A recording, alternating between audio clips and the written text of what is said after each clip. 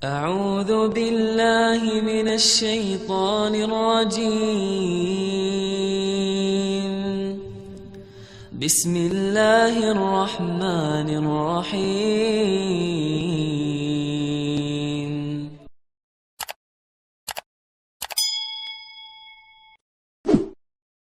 Kalau kita sedang dalam kondisi sendiri, butuh teman curhat, Allah sebaik-baik tempat curhat. Butuh pertolongan, Allah sebaik-baik penolong. Butuh kebaikan, Allah memiliki segala kebaikan. Butuh jalan keluar, Allah lah yang satu-satunya yang punya jalan keluar dari semua kebuntuan hidup kita. Makin banyak masalah, makin dekat sama Allah. Enggak apa-apa kalau kita ngerasa, saya mah enggak pede dekat sama Allah. Kenapa? Saya banyak dosa. Kalau gitu dekat sama Allah sebagai pendosa.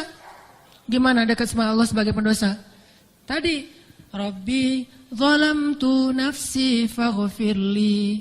Ya Rabbi, saya menzalimi diri saya sendiri, maka ampunkanlah dosa saya.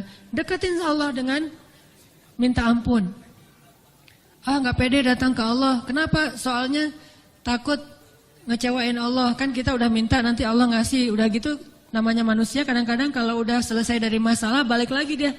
Jauh lagi dari Allah, lalai lagi, dosa lagi, kan suka gitu.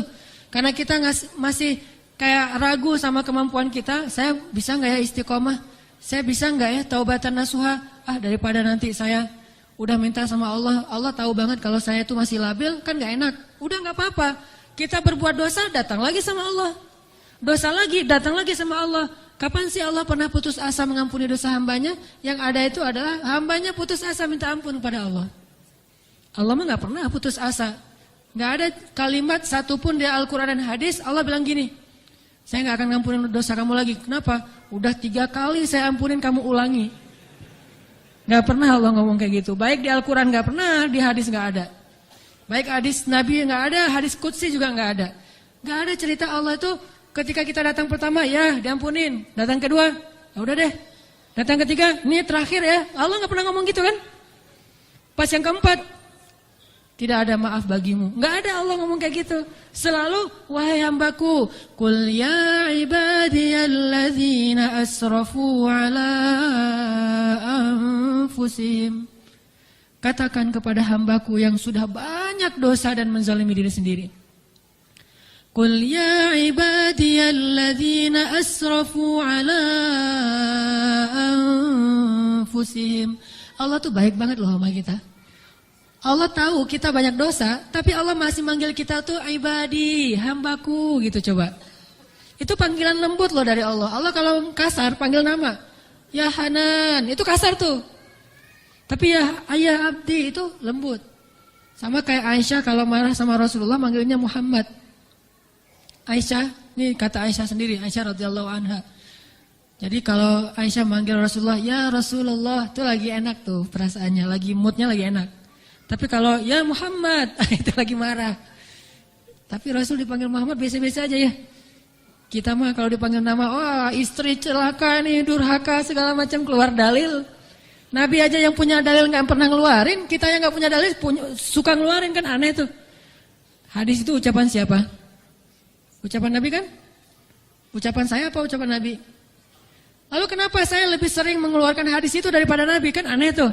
Nabi aja yang ucapan beliau sendiri, hadis beliau sendiri, nggak pernah ngeluarin hadis-hadis tentang istri harus kayak gini untuk ngedidik istrinya supaya istrinya tunduk, nggak.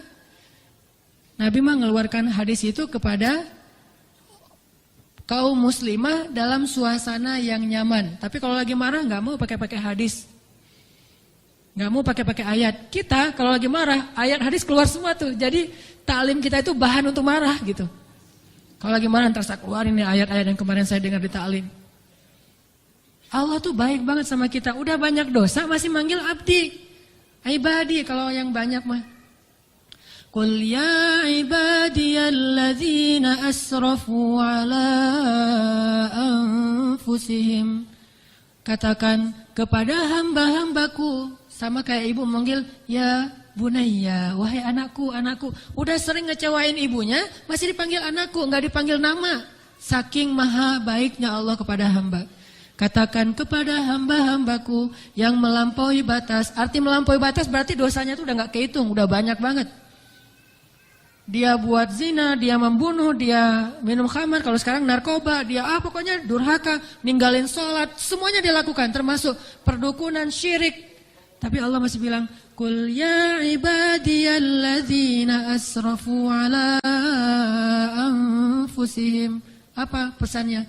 La taqnatu min rahmatillah.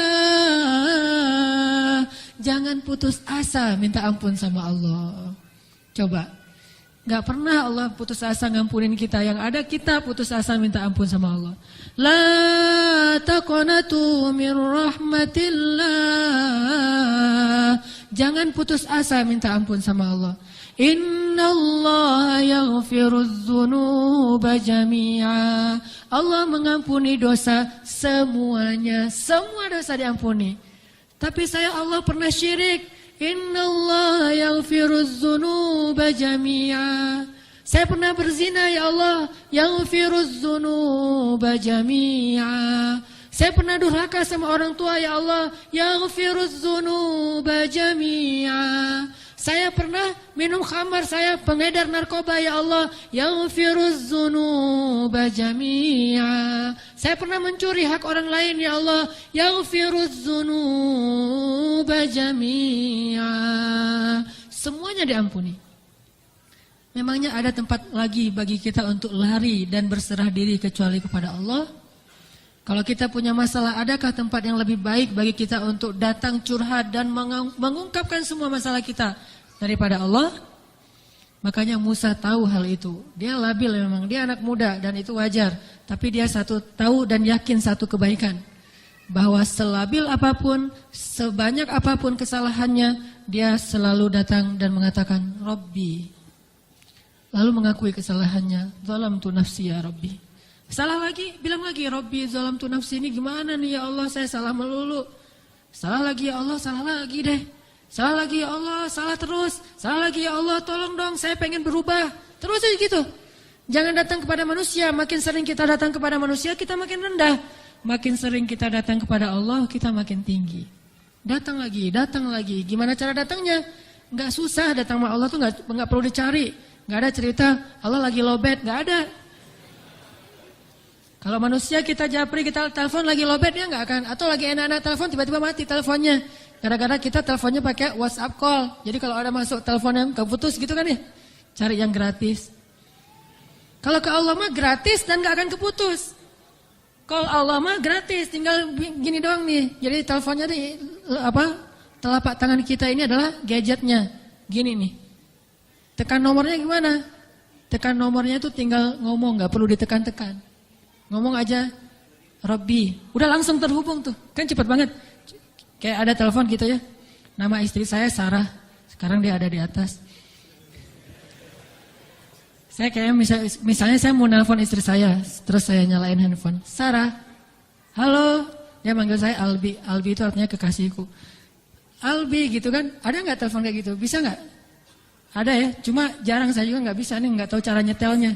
Jadi kalau mau nelpon istri kita, istriku, langsung calling gitu, dan dia langsung ngangkat, nggak lama-lama, kita nunggu lama kok nggak diangkat-angkat, alasannya lagi, kenapa sih nggak diangkat-angkat? Maaf tadi lagi di kamar mandi, misalkan suka gitu tuh. Allah mah nggak ada cerita gituan. Miss call 10, yang ke-11 baru diangkat, nggak ada tuh. Allah mah nggak ada miss call, nggak ada disconnect, nggak ada sinyal jelek, nggak ada habis pulsa, nggak ada kepotong sama call yang lebih berbayar mahal. Gak ada yang kayak gitu-gituan. Kalau Allah mah tinggal bilang, Rabbi, ya abdi, labbaik ya abdi, aku terima apa yang kamu butuhkan ya abdi, sebutin gitu. Allah tuh gitu, cuma kitanya gak mendengar dengan lisan, dengan telinga. Kita harus mendengar itu dengan hati kita. Kalau kita yakin, ana inda dhanni abdi bi, aku tergantung yakinnya hambaku, prasangka hambaku, gimana perasaan hambaku. Kalau kalian yakin aku mendengar dan mengijabah, aku pasti mendengar dan mengijabah. Kan gampang, Allah mah tergantung kita ya. Jadi jangan salahin Allah, Allah aja bilang tergantung kita. Kalau kita ngerasa doa kita nggak diijabah, jangan salahin Allah, kok Allah nggak ngijabah. Salahin diri kita, kenapa kita nggak yakin Allah mengijabah. Yakin kok, kalau yakin ngapain dipertanyain. Kalau kita yakin jangan dipertanyakan. Karena Allah pasti. tidak akan ngecewain hamba yang datang kepadanya.